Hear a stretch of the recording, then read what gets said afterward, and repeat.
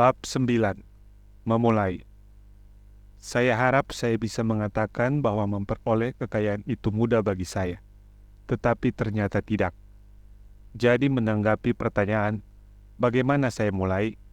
Saya menawarkan proses pemikiran yang saya jalani dari hari ke hari. Sungguh mudah menemukan transaksi-transaksi besar. Saya menjanjikan itu pada Anda. Itu seperti naik sepeda.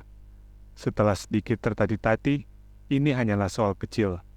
Tetapi bila menyangkut masalah uang, ini adalah ketetapan hati untuk menjalani ketertatihan itu yang merupakan masalah pribadi.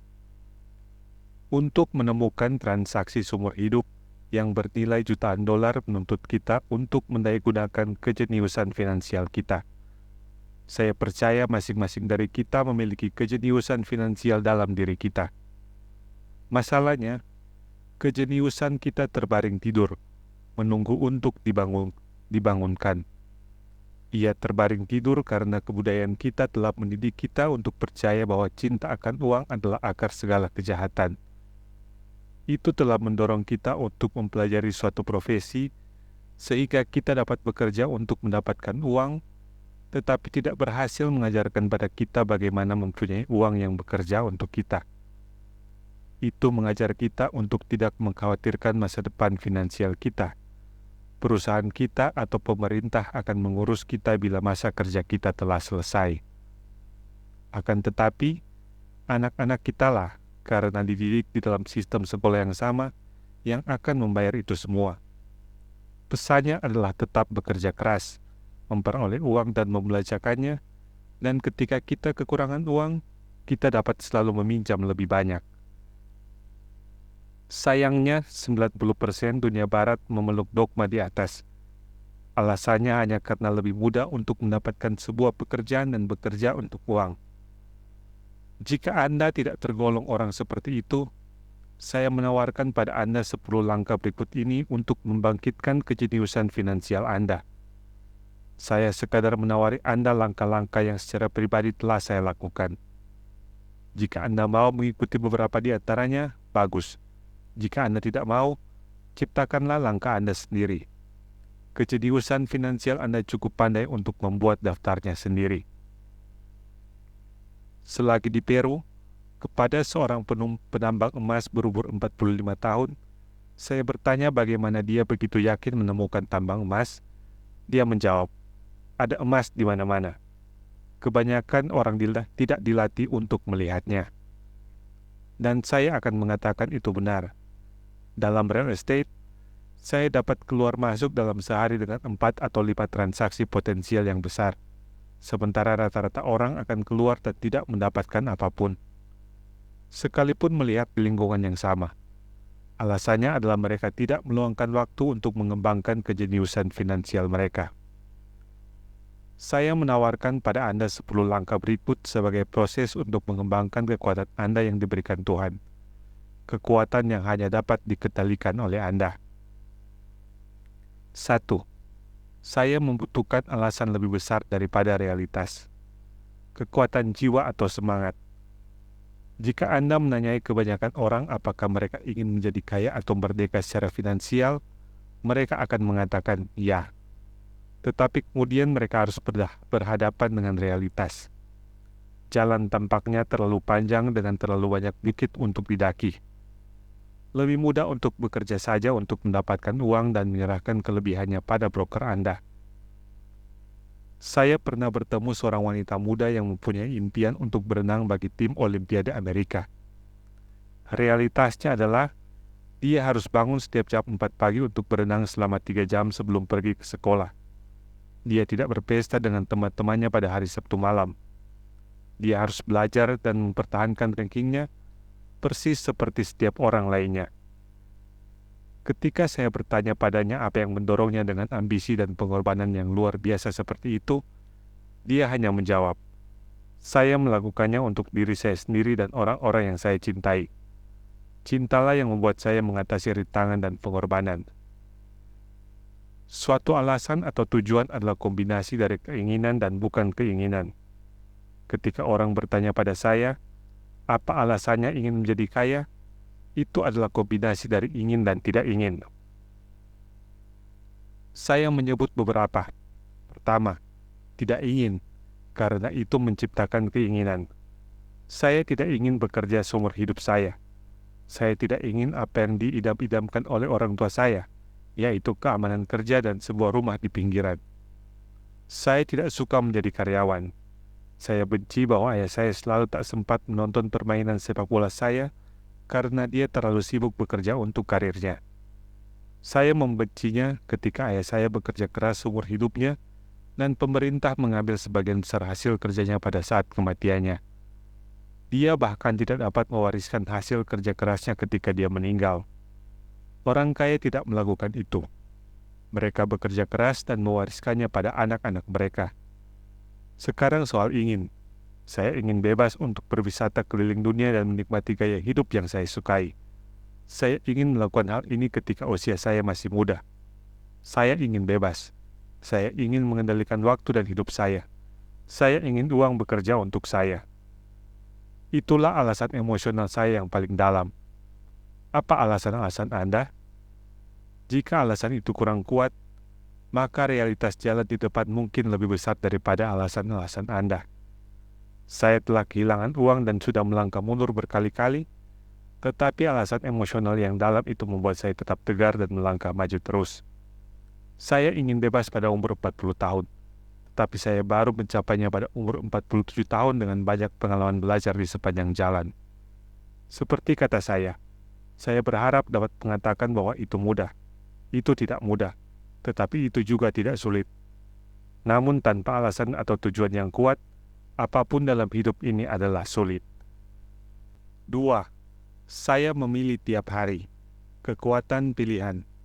Inilah alasan utama orang ingin hidup dalam sebuah negara bebas. Kita menginginkan kekuatan atau kekuasaan untuk memilih. Secara finansial, dengan setiap rupiah yang kita peroleh di tangan kita mempunyai kekuatan untuk memilih masa depan kita untuk menjadi kaya, miskin, atau kelas menengah. Kebiasaan kita menghabiskan mencerminkan siapa diri kita. Orang miskin hanya memiliki kebiasaan menghabiskan yang buruk. Keuntungan yang saya miliki sebagai seorang bocah adalah bahwa saya senang bermain monopoli secara konstan. Tidak seorang pun memberitahu monopoli hanya untuk anak-anak. Jadi saya tetap memainkan permainan ini sampai dewasa.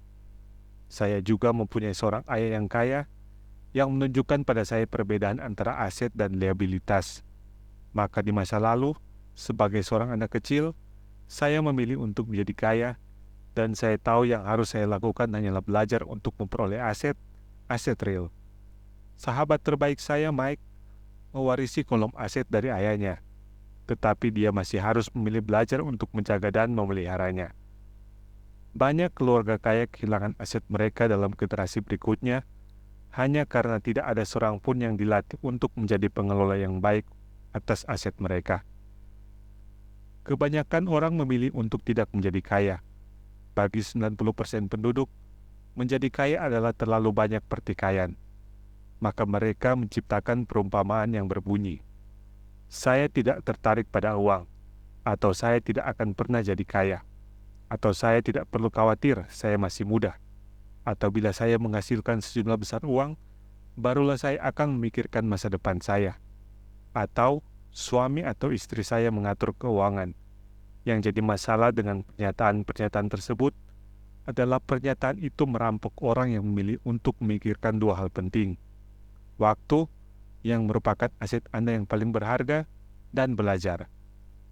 Hanya karena Anda tidak mempunyai uang, itu bukan alasan untuk tidak belajar, tetapi itu adalah sebuah pilihan yang kita buat setiap hari.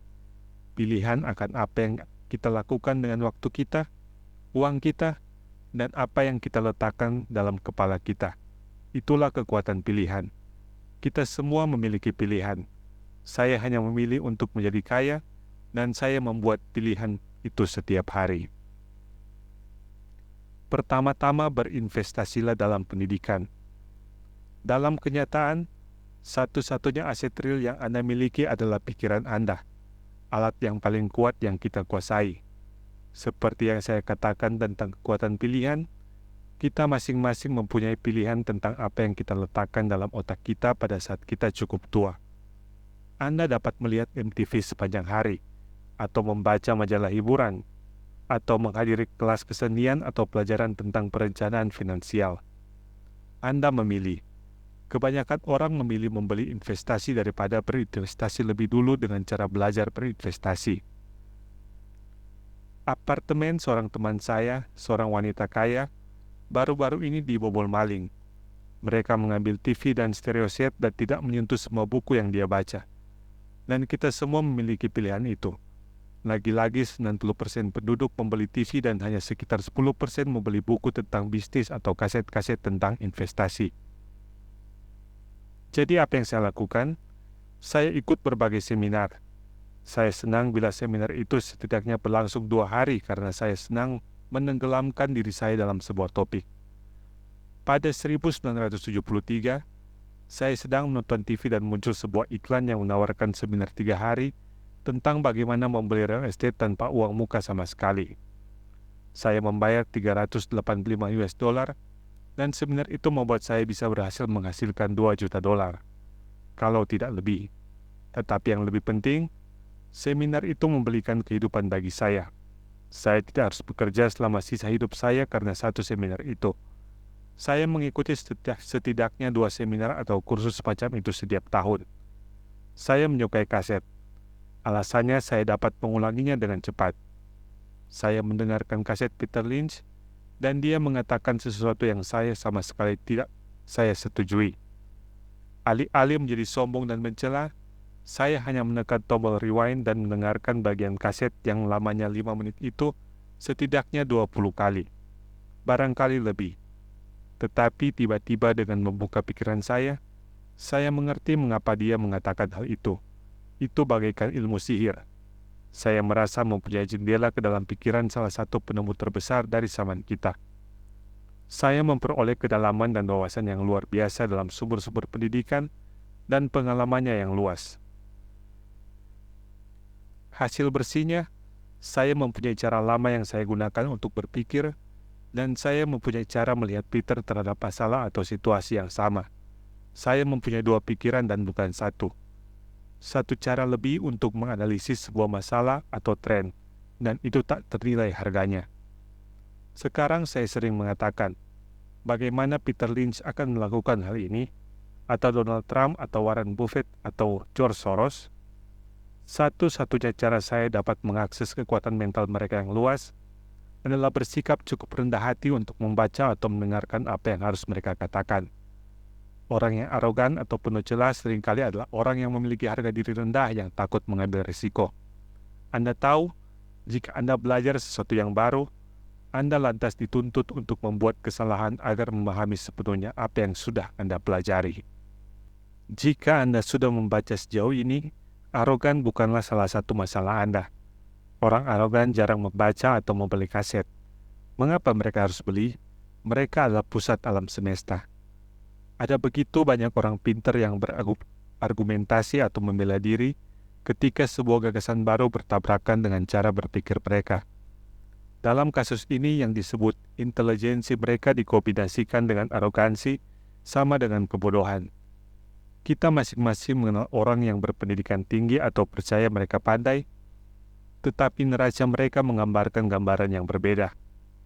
Orang yang sangat pandai menyambut gagasan baru, karena gagasan baru dapat menambah sinergi dari gagasan-gagasan lain yang diakumulasikan. Mendengarkan lebih penting daripada berbicara. Jika itu tidak benar, Tuhan tidak akan memberi kita 2 telinga dan hanya 1 mulut. Terlalu banyak orang berpikir dengan mulut mereka daripada mendengarkan untuk menyerap gagasan dan kemungkinan baru. Mereka cenderung berdebat daripada bertanya. Saya meninjau kekayaan saya cukup lama. Saya tidak menganut mentalitas kaya dengan cepat yang dimiliki oleh kebanyakan pemain lotre atau kasino. Saya bisa keluar masuk saham, tetapi saya perlu banyak pendidikan. Jika Anda ingin menerbangkan pesawat, saya anjurkan Anda pertama-tama mengambil kursus tentang cara menerbangkan pesawat. Saya selalu kaget pada orang yang membeli saham atau real estate, tetapi tidak pernah berinvestasi dalam aset mereka yang terbesar, yaitu pikiran mereka. Hanya karena Anda membeli sebuah atau 2 buah rumah tidaklah membuat Anda menjadi ahli dalam real estate. 3. Memilih teman dengan hati-hati. Kekuatan persahabatan. Yang paling utama, saya tidak memilih teman-teman saya berdasarkan keadaan finansial mereka. Saya mempunyai teman yang nyata-nyata bergaul kemiskinan dan juga teman yang memperoleh penghasilan jutaan dolar setiap tahunnya. Maksud saya belajar dari mereka semua, dan secara sadar saya berusaha untuk belajar dari mereka. Sekarang saya akan mengakui bahwa ada orang yang saya cari karena mereka mempunyai uang. Tetapi saya tidak mengejar uang mereka, saya mencari pengetahuan mereka. Dalam beberapa kasus, orang-orang yang tidak mempunyai banyak uang itu menjadi sahabat baik, tetapi tidak semuanya. Namun demikian, ada satu perbedaan yang ingin saya tunjukkan. Saya telah memperhatikan bahwa teman-teman saya memiliki uang pasti berbicara soal uang. Dan saya tidak bermaksud membual. Mereka tertarik pada masalah ini. Maka saya belajar dari mereka. Dan mereka belajar dari saya. Teman-teman saya, yang saya tahu dalam kesulitan finansial yang mengerikan, tidak senang membicarakan uang, bisnis, atau investasi. Mereka kerap berpikir hal itu kasar atau tidak intelektual. Maka saya juga belajar dari teman-teman saya yang bergumul secara finansial. Saya menemukan apa yang tidak boleh dilakukan. Saya mempunyai beberapa teman yang menghasilkan $1 miliar lebih dalam masa hidup mereka yang singkat. 3 dari mereka melaporkan fenomena yang sama. Teman-teman mereka yang tidak mempunyai uang tidak pernah datang kepada mereka untuk bertanya bagaimana mereka bisa melakukannya. Tetapi mereka datang untuk mencari satu atau dua hal atau kedua-duanya. 1. Pinjaman atau utang, atau 2. Pekerjaan. Peringatan. Jangan mendengarkan orang yang miskin atau yang ketakutan.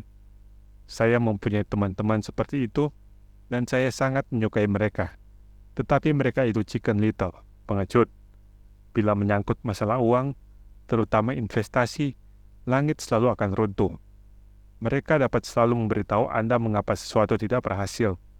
Masalahnya adalah, orang-orang mendengarkan mereka. Tetapi orang yang secara buta menerima informasi yang suram dan mengandung malapetaka adalah juga chicken little. Seperti bunyi perumpamaan tua, chickens of a feather agree together. Orang yang mempunyai minat, kegemaran, atau lainnya yang sama selalu bersama-sama. Jika Anda menonton CNBC, yang merupakan tambang emas informasi seputar investasi, mereka seringkali mempunyai sebuah panel yang disebut para pakar atau ahli. Satu pakar akan mengatakan pasar akan anjlok, dan yang lain akan mengatakan pasar akan meledak, melonjak drastis. Jika pandai Anda mendengarkan keduanya, buatlah pikiran Anda terbuka karena keduanya mempunyai poin-poin yang valid. Sayangnya, kebanyakan orang miskin mendengarkan chicken little. Saya mempunyai teman-teman yang lebih dekat yang berusaha memberitahu saya tentang suatu transaksi atau investasi. Beberapa tahun yang lalu, seorang teman memberitahu saya dia sangat senang karena mendapatkan sebuah sertifikat deposito dengan suku bunga 6%. Saya memberitahu dia bahwa saya memperoleh 16% dari pemerintah negara bagian. Hari berikutnya dia mengirimkan sebuah artikel tentang mengapa investasi saya berbahaya. Selama bertahun-tahun sampai sekarang, saya menerima bunga 16% dan dia masih tetap menerima 6%. Saya akan mengatakan bahwa salah satu hal paling sulit dalam membangun kekayaan adalah jujur terhadap diri Anda sendiri dan bersedia untuk tidak mengikuti orang banyak. Karena dalam pasar, biasanya orang banyaklah yang muncul belakangan dan dibantai. Jika sebuah transaksi besar ada di depan mata, seringkali sudah terlambat untuk meraihnya. Carilah transaksi baru. Kita mengatakannya seperti para peselancar. Selalu ada gelombang lain. Orang yang tergesa-gesa dan terlambat menangkap datangnya gelombang biasanya adalah orang yang tersapu. Para investor yang pandai tidak mengatur waktu pasar. Jika mereka kehilangan sebuah gelombang, mereka mencari gelombang berikutnya, dan mereka telah siap di posisinya. Ini sulit bagi kebanyakan investor, karena mereka membeli sesuatu, saham atau real estate, yang tidak populer itu menakutkan mereka. Para investor yang takut-takut adalah seperti domba yang mengikuti kawanannya, atau ketamakan menjerat mereka ketika investor yang bijaksana telah mengambil keuntungan dan maju terus. Investor yang bijaksana membeli sebuah investasi ketika investasi itu tidak populer. Mereka tahu bahwa Keuntungan tercipta ketika mereka membeli, bukan ketika mereka menjual. Mereka menunggu dengan sabar. Seperti yang saya katakan, mereka tidak mengatur waktu pasar. Sama seperti seorang peselancar, mereka sudah siap menantikan gelombang besar berikutnya. Itu adalah insider trading. Ada bentuk-bentuk insider trading yang ilegal dan yang legal. Tetapi yang manapun, itu adalah insider trading. Perbedaannya hanyalah seberapa jauh Anda dari bagian dalam. Alasan Anda ingin mempunyai teman yang kaya yang dekat dengan bagian dalam adalah karena di sanalah uang dihasilkan. Ia dihasilkan berdasarkan informasi. Anda ingin mendengar tentang ledakan berikutnya, masuk dan keluar sebelum kegagalan berikutnya. Saya tidak mengatakan lakukanlah itu secara ilegal, tetapi semakin dini Anda mengetahui, semakin baik peluang Anda akan keuntungan dengan risiko minimal. Itulah gunanya teman, dan itulah intelijensi finansial. 4. Kuasailah sebuah formula dan kemudian pelajarilah sebuah formula baru. Kekuatan untuk belajar dengan cepat. Untuk membuat roti, setiap tukang roti mengikuti sebuah resep, sekalipun resep itu hanya ada di otaknya. Hal yang sama berlaku untuk menghasilkan uang. Itu sebabnya uang sering disebut dough. Uang arti sebenarnya adalah adonan. Kebanyakan dari kita tentu sudah mendengar perumpamaan, Anda adalah apa yang Anda makan. Saya mempunyai pandangan yang berbeda atas perumpamaan yang sama. Saya mengatakan, Anda menjadi apa yang Anda pelajari. Dengan kata lain, berhati-hatilah dengan apa yang Anda pelajari dan belajar. Karena pikiran Anda begitu kuat sehingga Anda menjadi apa yang Anda letakkan dalam kepala Anda. Misalnya, jika Anda belajar memasak, maka Anda cenderung untuk memasak. Anda menjadi seorang koki. Jika Anda sudah tidak mau lagi menjadi koki, Anda harus belajar sesuatu yang lain. Misalnya saja, guru sekolah.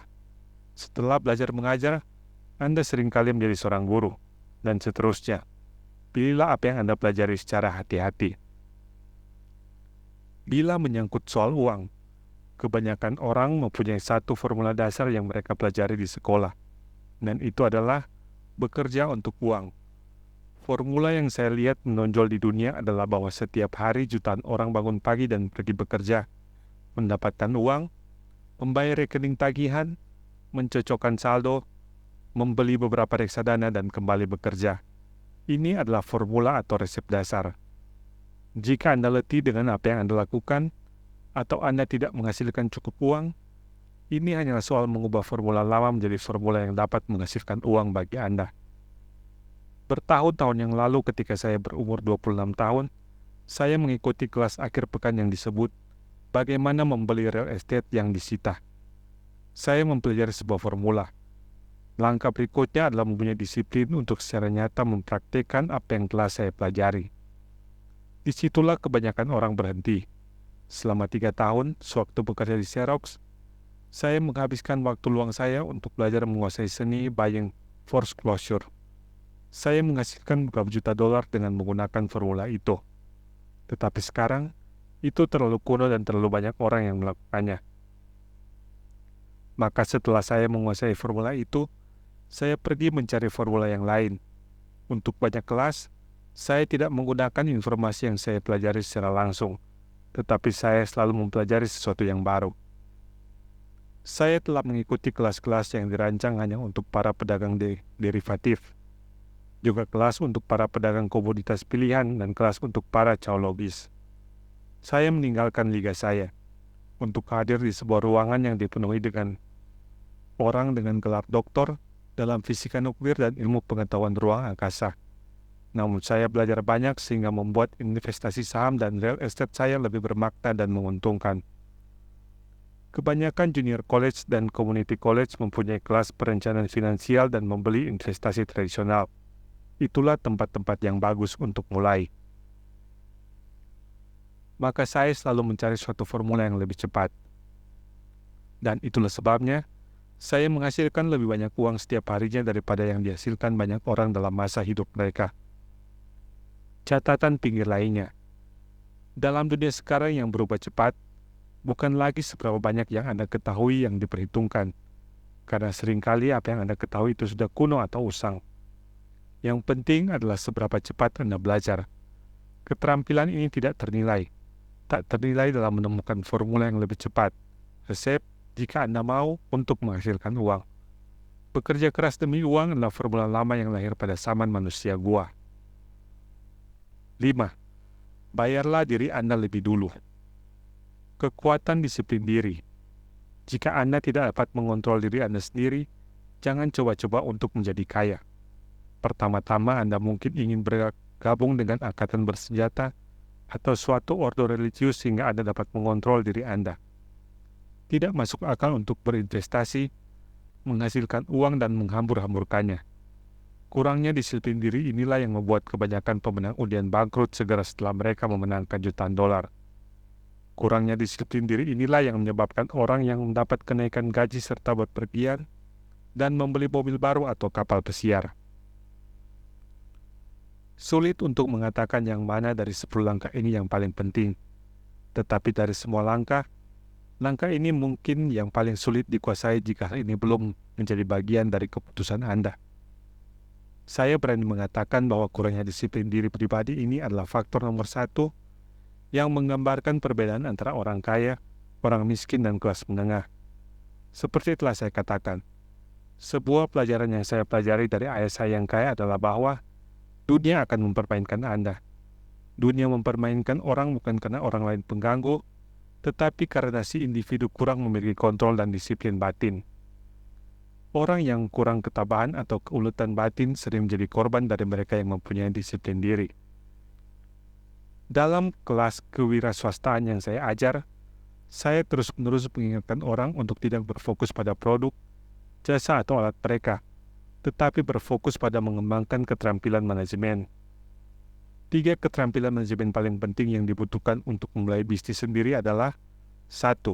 Manajemen arus kas, 2. Manajemen manusia atau SDM, 3. Manajemen waktu pribadi. Saya akan mengatakan keterampilan untuk memanajemen ketiga hal itu dapat diterapkan pada apapun, bukan hanya pengusaha. 3 hal dalam cara Anda menjalani hidup Anda sebagai seorang pribadi atau sebagai bagian dari sebuah keluarga, bisnis, organisasi amal, kota atau bangsa. Setiap keterampilan itu ditingkatkan dengan penguasaan disiplin diri. Saya tidak menganggap enteng perkataan, bayarlah diri Anda terlebih dahulu, pertama-tama. The Richest Man in Babylon, Manusia Terkaya di Babylon, karya George S. Clason, adalah yang pertama kali mengeluarkan pernyataan bayarlah diri Anda lebih dulu.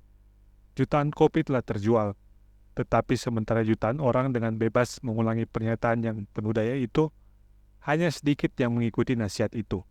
Seperti saya katakan, melek finansial mengizinkan seorang untuk membaca angka, dan angka menuturkan sebuah cerita.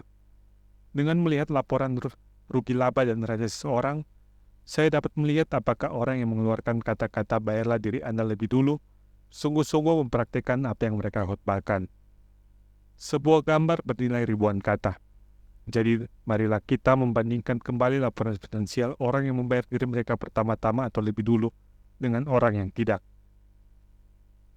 Pelajari diagram itu dan perhatikanlah apa yang Anda dapat menarik beberapa perbedaan.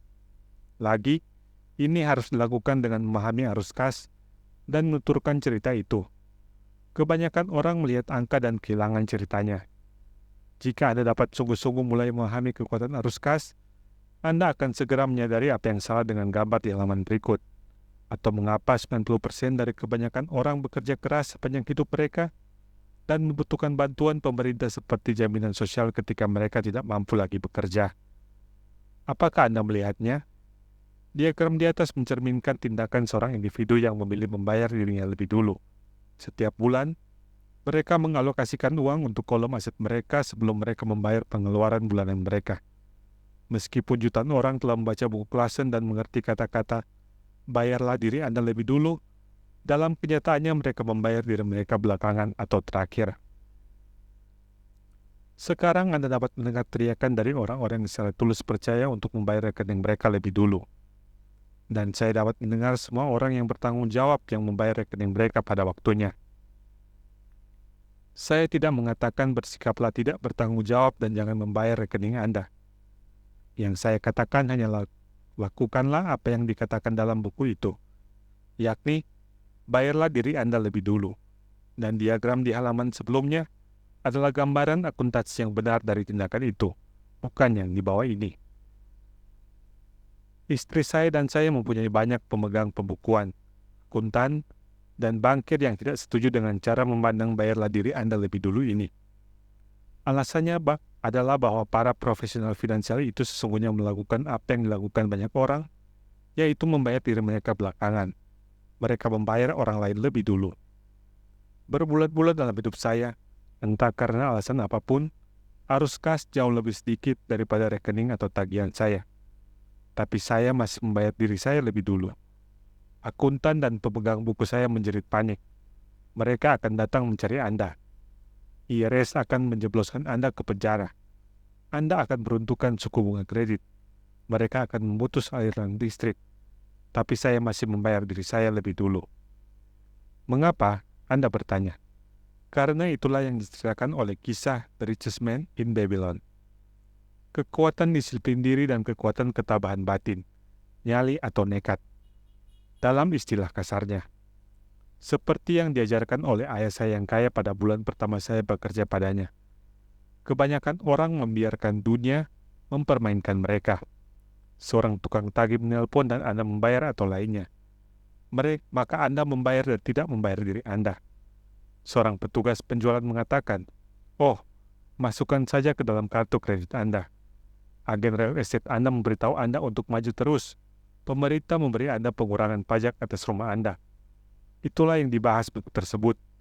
Mempunyai nyali untuk melawan zaman dan menjadi kaya. Anda mungkin tidak lemah, tetapi bila menyangkut soal uang, banyak orang menjadi lemah dan tak berdaya. Saya tidak mengatakan bersikaplah tidak bertanggung jawab. Alasan saya tidak mempunyai utang kartu kredit yang tinggi, utang perhiasan yang tak berharga, adalah karena saya ingin membayar diri saya lebih dulu. Alasan saya meminimalkan masukan saya adalah karena saya tidak ingin membayarkannya pada pemerintah. Itulah sebabnya, bagi Anda yang sudah menyaksikan film video The Secrets of the Rich, pemasukan saya berasal dari kolom aset saya, melalui korporasi Nevada. Jika saya bekerja untuk uang, pemerintah akan memungutnya. Jadi meskipun saya membayar rekening saya belakangan, secara finansial saya cukup lihai untuk tidak terseret dalam situasi finansial keras. Saya tidak menyukai utang konsumen. Sesungguhnya, saya mempunyai liabilitas yang lebih tinggi dari 99% jumlah penduduk, tetapi saya tidak membayar untuk mereka. Orang lain membayar untuk liabilitas saya. Mereka disebut penyewa. Jadi aturan nomor 1 dalam membayar diri Anda lebih dulu adalah jangan berutang lebih dulu. Sekalipun saya membayar rekening saya belakangan, saya mengaturnya untuk hanya mempunyai rekening-rekening kecil yang tidak penting, yang harus saya bayar. Kedua, ketika kadang-kadang saya tidak mempunyai cukup uang, saya tetap membayar diri saya lebih dulu. Saya membiarkan para kreditur dan bahkan pemerintah berteriak. Saya senang bila mereka menjadi keras. Mengapa? Karena mereka membantu saya. Mereka memberi saya inspirasi untuk pergi keluar dan menciptakan uang lebih banyak. Jadi saya membayar diri saya lebih dulu. Menginvestasikan uang dan membiarkan para kreditur berteriak. Bagaimanapun, biasanya saya segera membayar mereka. Istri saya dan saya punya kredit yang sangat bagus. Hanya saja kami tidak ambruk dalam tekanan dan menghabiskan tabungan kami atau mencairkan saham untuk membayar utang konsumen. Itu tidak terlalu pandai secara finansial. Jadi jawabannya adalah 1. Jangan terjebak dalam utang yang besar yang harus Anda bayar. Jagalah pengeluaran Anda tetap rendah. Bangunlah aset Anda lebih dulu. Kemudian belilah rumah yang besar atau mobil yang bagus. Terjebak dalam perlombaan tikus adalah tidak intelijen, tidak pandai. 2. Bila Anda kekurangan uang, biarkanlah tekanan terbentuk dan jangan memakai tabungan atau investasi Anda. Gunakanlah tekanan untuk mengilhami kejeniusan finansial Anda agar muncul dengan cara-cara baru yang menghasilkan uang lebih banyak dan kemudian membayar utang-utang Anda. Anda akan menumbuhkan kemampuan Anda untuk menghasilkan uang lebih banyak dan sekaligus intelijensi finansial Anda. Seringkali saya jatuh dalam kesulitan finansial dan menggunakan otak saya untuk menghasilkan lebih banyak uang, sambil dengan kuku mempertahankan aset dalam kolom aset saya. Petugas pembukuan saya sudah menjerit dan terjun untuk melindungi, tapi saya seperti seorang prajurit baik yang mempertahankan benteng aset. Orang miskin mempunyai kebiasaan buruk, suatu kebiasaan buruk umum yang secara sederhana disebut merogoh tabungan. Orang kaya tahu bahwa tabungan hanya digunakan untuk menciptakan uang lebih banyak, bukan untuk membayar rekening.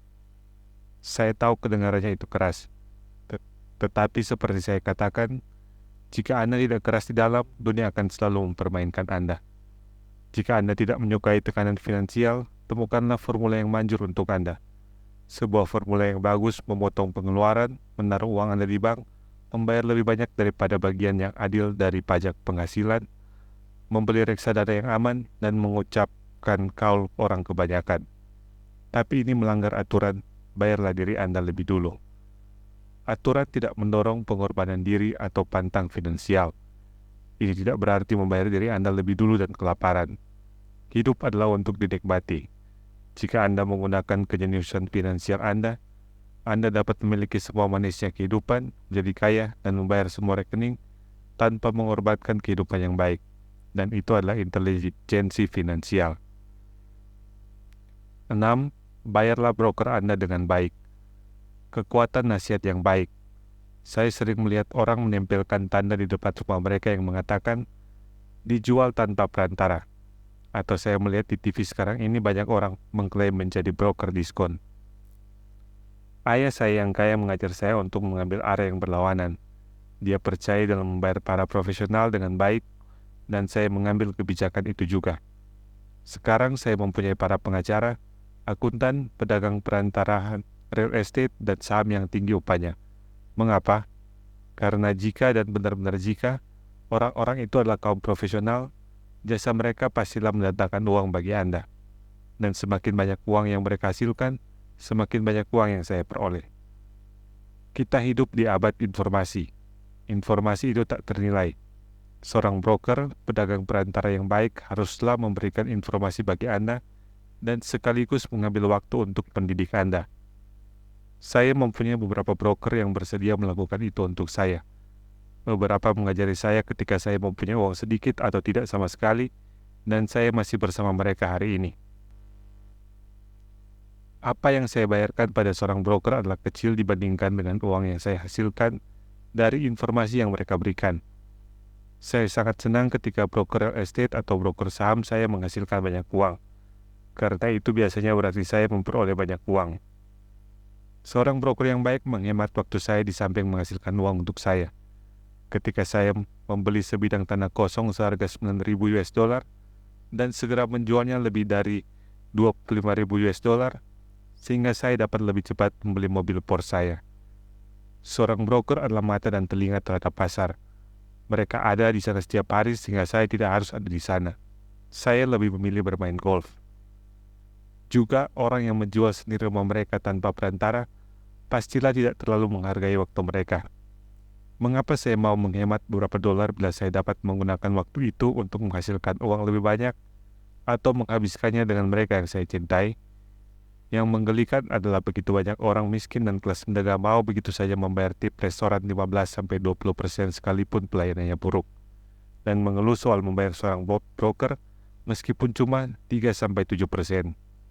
Mereka senang memberi tip pada orang dalam kolom pengeluaran dan tidak ramah pada orang dalam kolom aset.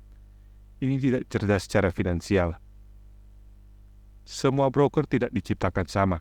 Sayangnya kebanyakan broker hanyalah tenaga penjual. Saya akan mengatakan bahwa tenaga penjual real estate adalah yang paling buruk. Mereka menjual, tetapi mereka sendiri mempunyai real estate yang kecil atau malah tidak punya sama sekali. Ada perbedaan yang sangat besar antara seorang broker yang menjual rumah dan broker yang menjual investasi. Dan itu juga berlaku untuk broker saham, surat obligasi, reksadana, dan asumsi yang menyebut diri mereka perencana finansial. Seperti dalam dongeng, Anda mencium banyak katak untuk menemukan satu pangeran. Ingat saja perumpamaan tua. Jangan pernah bertanya pada penjual ensiklopedi jika Anda membutuhkan ensiklopedi. Ketika saya mewawancarai seorang profesional yang dibayar, saya pertama-tama mencari tahu berapa banyak properti atau saham yang secara pribadi mereka punyai dan berapa persentase yang mereka bayarkan dalam pajak. dan itu berlaku bagi pengacara pajak saya dan juga akuntan saya. Saya mempunyai seorang akuntan yang mengurusi bisnisnya sendiri. Profesinya adalah akuntansi, tetapi dia tidak memiliki real estate. Saya beralih karena kami tidak menyukai bisnis yang sama. Carilah seorang broker yang juga mempunyai minat utama Anda. Banyak broker akan menghabiskan waktu untuk mendidik Anda, dan mereka bisa menjadi aset terbaik yang Anda temukan. Bersikaplah adil, dan kebanyakan dari mereka akan adil pada Anda. Jika yang dapat Anda pikirkan hanyalah memotong komisi mereka, lantas mengapa mereka harus mau berada di sekitar Anda? Ini hanyalah logika sederhana.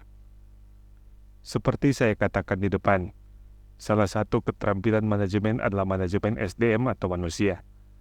Banyak orang hanya memanajemen orang yang lebih bodoh daripada mereka dan atau berada di bawah kekuasaan mereka, seperti para bawahan di tempat kerja misalnya.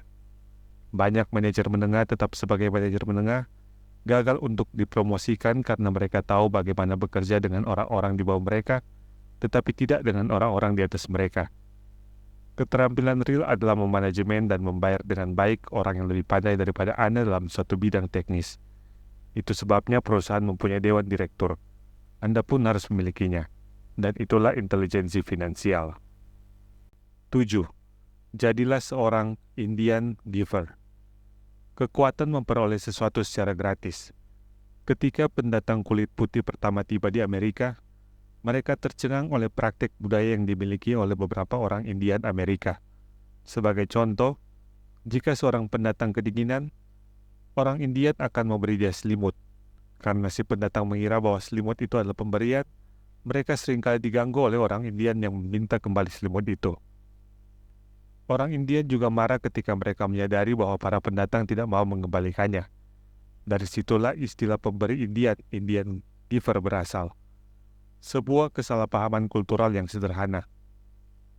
Dalam dunia kolom aset, menjadi pemberi Indian adalah penting untuk kekayaan.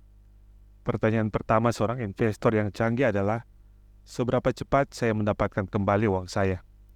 Mereka juga ingin mengetahui apa yang mereka peroleh secara cuma-cuma, juga disebut sepotong tindakan. Itu sebabnya laba investasi atau laba dari dan atas investasi begitu penting. Misalnya saya menemukan sebuah kondominium kecil, beberapa blok dari tempat saya tinggal yang ada dalam penyitaan. Bank menginginkan 60.000 US dollar dan saya memasukkan tawaran 50.000 US dollar yang mereka ambil, semata-mata karena bersamaan dengan tawaran saya, itu adalah cek bank senilai 50.000 US dollar. Mereka sadar saya serius. Kebanyakan investor akan mengatakan, apakah Anda tidak membekukan banyak uang tunai? Apakah tidak lebih baik mendapatkan pinjaman untuk itu? Dalam hal ini jawabannya adalah tidak. Perusahaan investasi saya menggunakan ini sebagai penyewaan liburan selama musim dingin ketika Snowbird datang ke Arizona dan menyewanya 2.500 US dollar sebulan selama 4 bulan. Untuk penyewaan selama musim sepi, kondominium itu disewakan hanya 1.000 US dollar sebulan. Uang saya kembali dalam 3 tahun. Sekarang saya memiliki aset ini yang memompakan uang untuk saya bulan demi bulan.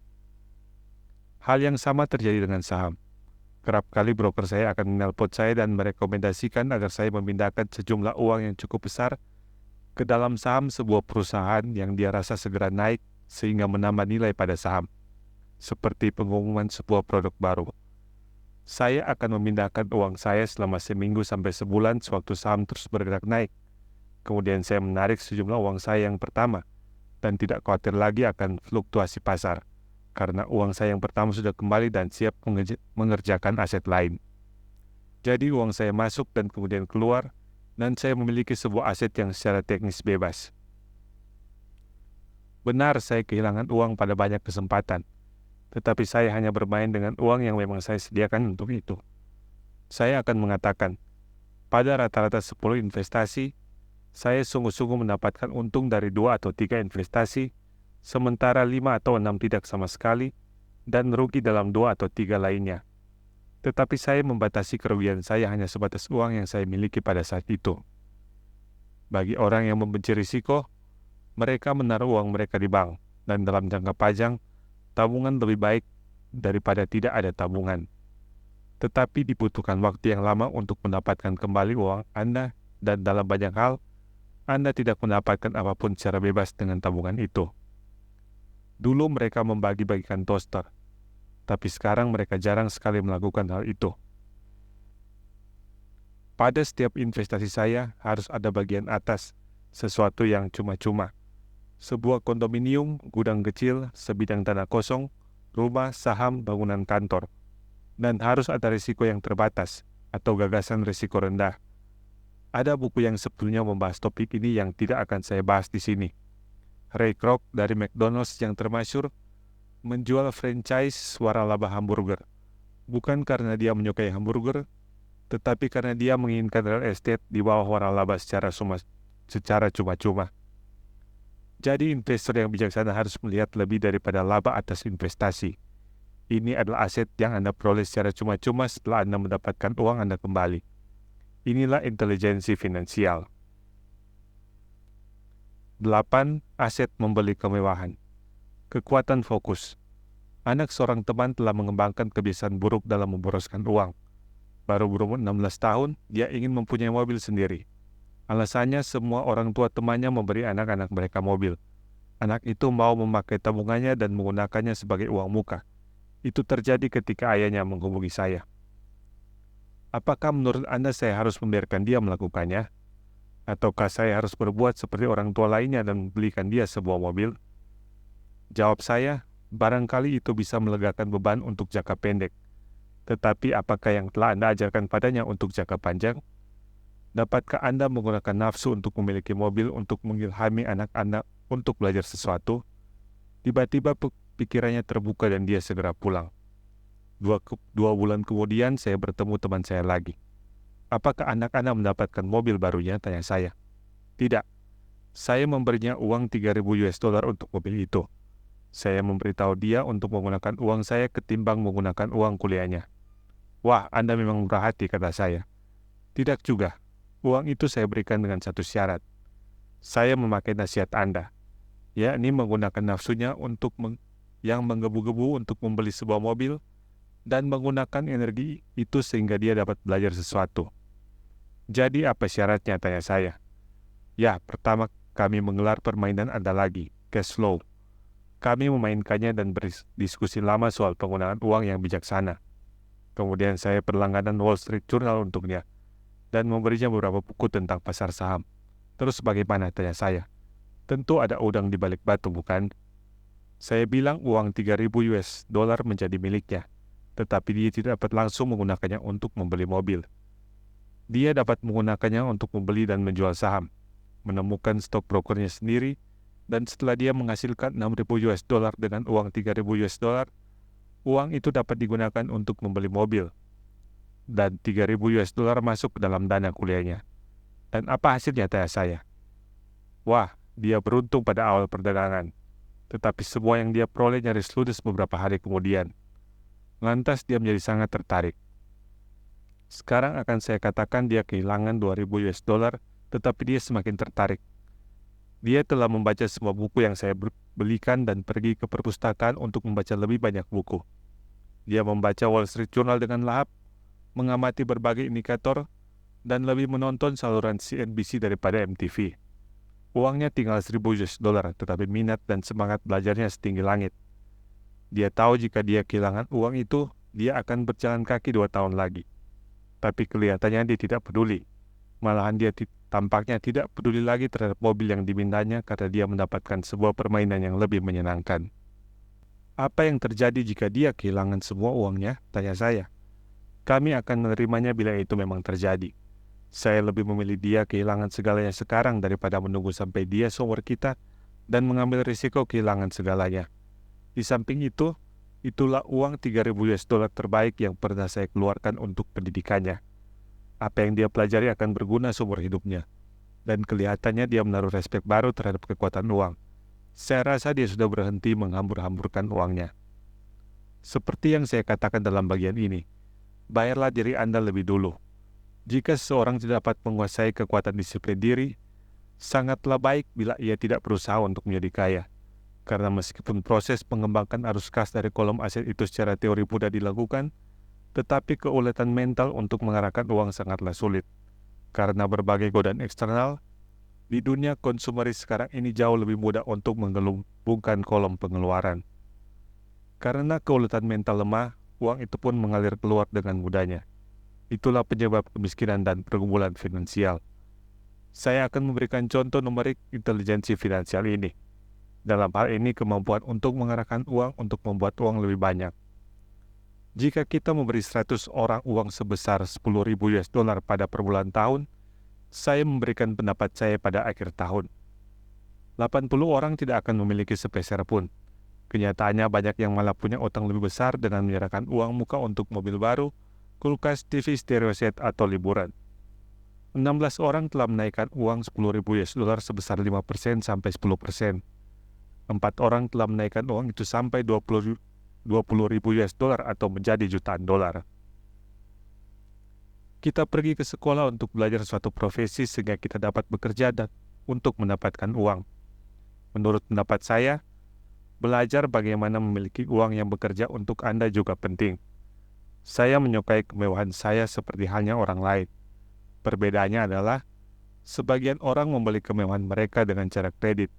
Ini jebakan mengikuti keluarga salib. Ketika saya ingin membeli mobil Porsche, jalan yang termudah adalah menelpon bankir saya dan mendapatkan jaminan. Alih-alih memilih berfokus pada kolom liabilitas, saya memilih berfokus pada kolom aset. Sebagai kebiasaan, saya menggunakan hasrat atau nafsu saya untuk mengkonsumsi, untuk mengilhami dan memotivasi kejeniusan finansial saya untuk berinvestasi. Sekarang ini terlalu sering, kita lebih berfokus pada meminjam uang untuk mendapatkan hal yang kita inginkan, ketimbang berfokus pada menciptakan uang. Yang satu lebih mudah untuk jangka pendek, tetapi lebih sulit untuk jangka panjang. Adalah suatu kebiasaan buruk bahwa kita sebagai individu dan sebagai bangsa telah jatuh ke sana. Ingatlah, jalan yang mudah seringkali menjadi sulit, dan jalan yang sulit menjadi mudah. Semakin dini Anda dapat melatih diri Anda dan mereka yang Anda cintai untuk menjadi penguasa uang, semakin baiklah itu. Uang adalah kekuatan yang penuh daya. Sayangnya, orang menggunakan kekuatan uang untuk melawan diri mereka sendiri. Jika kecerdasan finansial Anda rendah, uang akan menggilas Anda. Uang akan menjadi lebih pandai daripada Anda. Jika uang lebih pandai daripada Anda akan bekerja untuknya sepanjang hidup Anda. Untuk menjadi penguasa uang, Anda harus lebih pandai darinya. Kemudian uang akan melakukan apa yang Anda perintahkan kepadanya. Uang akan menaati Anda. Alih-alih menjadi budak uang, Anda akan menjadi penguasa uang. Itulah kecerdasan finansial. 9. Kebutuhan akan pahlawan. Kekuatan mitos. Ketika saya masih bocah, saya sangat mengagumi Willie Mays, Hank Aaron, Yogi Berra. Mereka adalah pahlawan saya. Sebagai bocah yang bermain di liga kecil, saya ingin menjadi persis seperti mereka. Saya mengumpulkan kartu-kartu bisbol mereka. Saya ingin mengetahui apa saja tentang mereka. Saya tahu tentang RBI, era, rata-rata pukulan mereka, berapa banyak mereka dibayar, dan bagaimana mereka sukses. Saya ingin mengetahui segala sesuatu karena saya ingin menjadi persis seperti mereka. Setiap kali, sebagai seorang bocah berumur 9-10 tahun, ketika saya mengangkat alat pemukul atau bermain di base pertama atau sebagai catcher, saya bukanlah saya. Saya adalah Yogi atau Hank.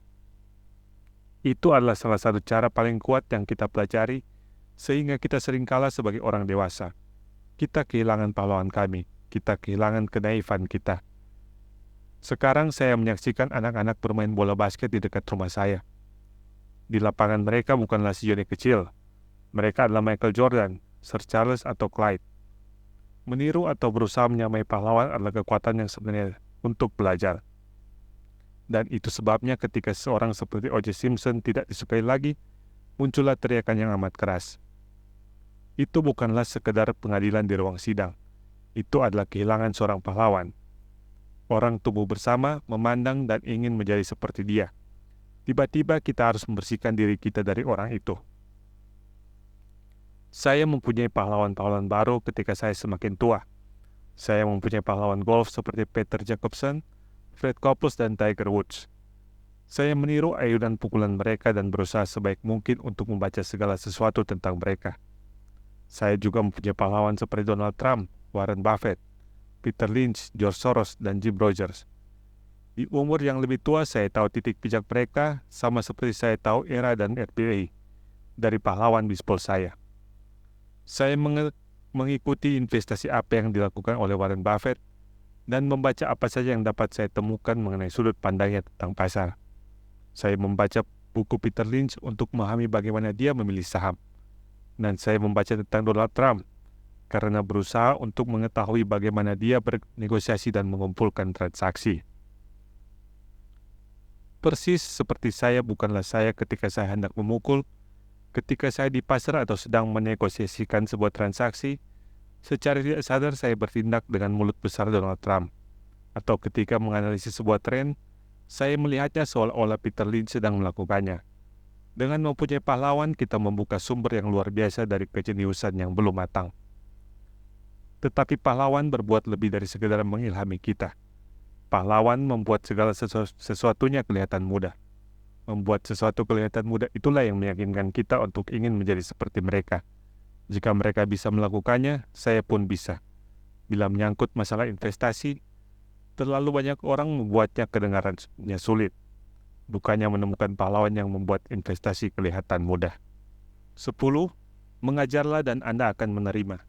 Kekuatan memberi. Kedua orang tua saya adalah guru.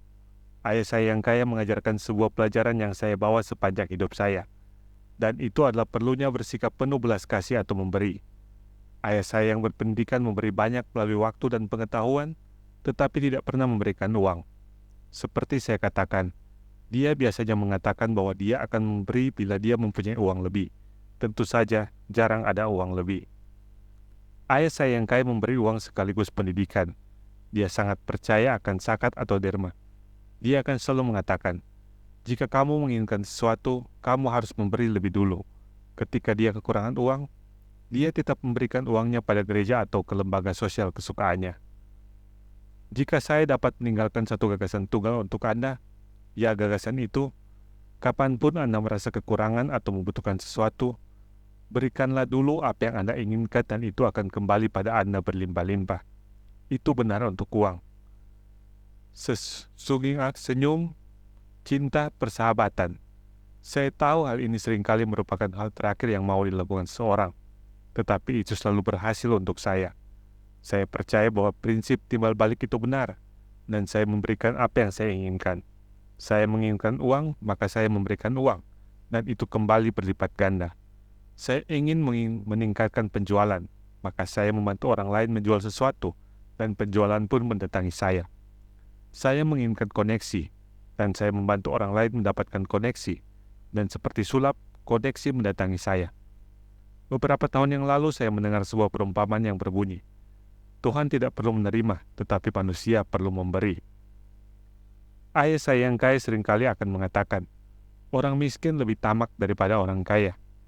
Dia akan menjelaskan bahwa jika seseorang kaya, orang itu memberikan sesuatu yang diinginkan orang lain. Dalam hidup saya selama bertahun-tahun, ketika saya merasa miskin atau kekurangan uang atau kekurangan bantuan, saya akan mencari dalam hati saya apa yang saya inginkan, dan kemudian memutuskan untuk memberikan hal itu lebih dulu. Dan ketika saya memberi, itu selalu kembali. Itu mengingatkan saya akan cerita tentang seorang pria yang duduk sambil memegang kayu bakar di malam yang dingin membeku. Dan dia meneriaki tungku api. Bila kamu memberi saya panas, maka saya akan meletakkan kayu bakar ini. Dan ketika menyangkut masalah uang, cinta, kebahagiaan, penjualan, koneksi, yang perlu diingat orang hanyalah berikanlah apa yang Anda inginkan lebih dulu, dan itu akan kembali berlimpah-limpah. Seringkali hanya proses memikirkan apa yang saya inginkan, dan bagaimana saya bisa memberikan apa yang saya inginkan kepada orang lain, akan membuka saluran rahmat. Kapanpun saya merasa bahwa orang lain tidak tersenyum pada saya hanya mulai tersenyum dan mengatakan halo atau hai, dan seperti sulap, ada lebih banyak orang tersenyum di sekitar saya. Benarlah bahwa dunia Anda hanyalah sebuah cermin atau bayangan Anda. Itu sebabnya saya mengatakan, mengajarlah dan Anda akan menerima. Saya telah menemukan bahwa semakin banyak saya dengan tulus mengajar mereka yang ingin belajar, semakin banyak saya belajar. Jika Anda ingin belajar soal uang, ajarkanlah itu pada orang lain, dan aliran gagasan yang baru dan distingsi yang lebih baik akan tiba. Ada saat-saat ketika saya memberi dan tidak ada sesuatu pun yang kembali, atau apa yang saya terima bukanlah apa yang saya inginkan. Tetapi dengan pengamatan yang lebih dekat dan pencarian jiwa, dalam hal ini saya kerap memberi untuk menerima daripada memberi untuk memberi. Ayah saya mengajar para guru, dan dia menjadi seorang guru yang sempurna. Ayah saya yang kaya selalu mengajarkan caranya melakukan bisnis pada orang muda. Dalam retrospeksi, kemurahan hati mereka dan apa yang mereka ketahui itulah yang membuat mereka lebih pandai. Ada kekuatan dalam dunia ini yang lebih pandai daripada kita. Anda dapat mencapai tujuan dengan cara Anda sendiri, tetapi lebih mudah dengan bantuan kekuatan untuk menjadi. Yang Anda perlukan untuk menjadi adalah bersikap murah hati dengan apa yang Anda punyai, dan kekuatan akan bermurah hati pada Anda.